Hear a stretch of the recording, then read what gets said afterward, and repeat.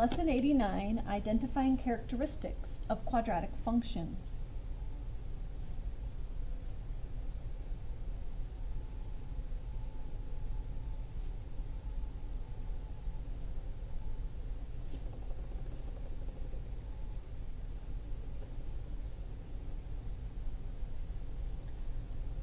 So we're going to talk about a quadratic function. It's a curvy graph, kind of, here's an example. Looks just like that's a quadratic function. The vertex is the turning point. It's the highest or lowest point.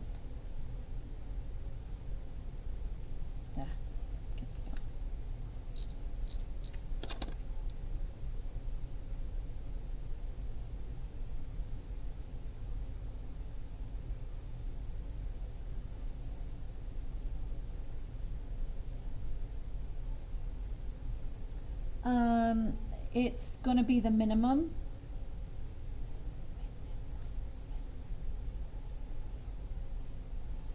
If it points upwards.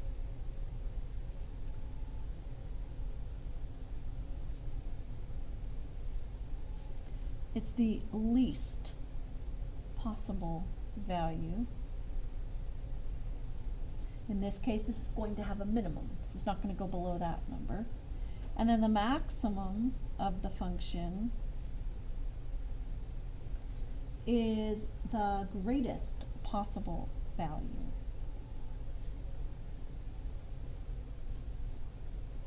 So that's if it went upside down like that. Then you're going to have a maximum is the vertex at the very top.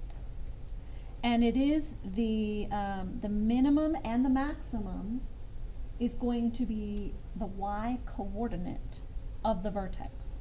So the min or max is the y coordinate of the vertex. So if we look at our first example, we can see that the vertex is at 0, 0.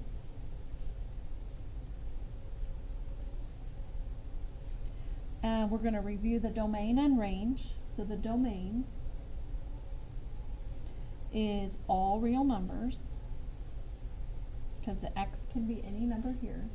And then if we're looking up and down, the range is y is greater than or equal to 0, which we can also write as bracket to include 0, comma, infinity, parentheses. So that's another way to write that. Oh, there's another way you could write. Oh, I just thought of another way you could do 0 is less than or equal to y is less than infinity. That's another way to write it. Let's do an example. Another example where we have the graph. We're going to have it cross at 0, -3. Boom. So we can see the vertex is 0, -3. The minimum is -3. And the axis of symmetry, that's the line that goes right through the vertex. And it's going to be x equals whatever x is in your vertex. So in this case, the axis of symmetry is x equals 0. The x-intercepts, and sometimes they're called the zeros. They're exactly the same thing. X-intercepts are zeros. It's where the graph crosses the x-axis. It's when y equals 0. So that's going to cross the x-axis. So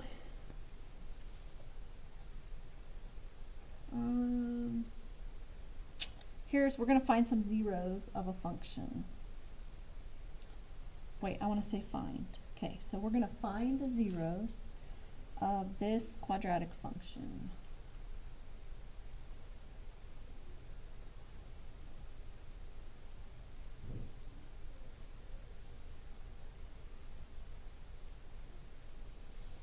So we're going to come like this, we're going to come down here. Oops, so I need to go like that. Okay, it's not very well drawn, but you can look and see it is crosses at -4 and 1. So those are the zeros.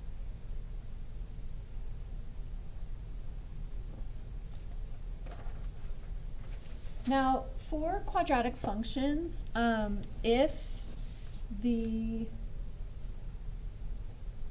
graph does not touch the x-axis at all, so let's just say it's above it, there's going to be no zeros. And that's because it's not on, it doesn't even touch the x-axis. If it is right on the x-axis, either facing up or down, you're going to have 1 0, and it's right at the vertex. And then, of course, you have those parabolas that cross twice, and that will be 2 zeros.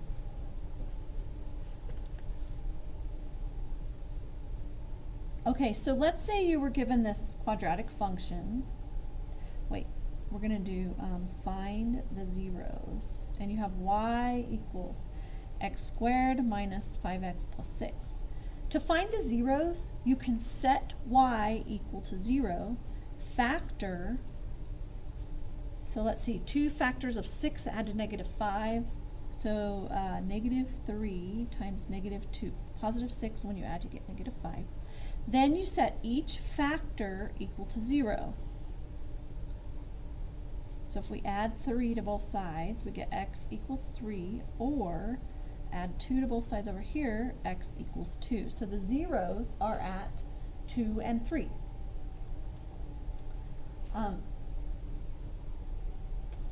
Let's say, let me give it another example.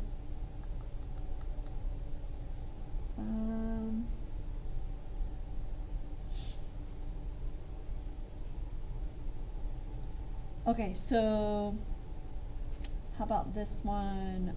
Y equals x squared plus 7x plus 12. So we could factor, and we get x plus 4, x plus 3. Set that equal to 0. We could have x plus 4 equals 0, or x plus 3 equals 0.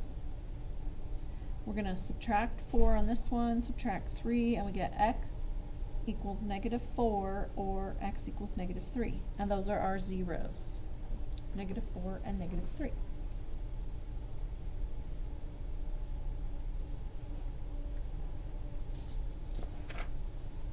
Okay, so if you're asked to graph, oh, this is one, the axis of symmetry is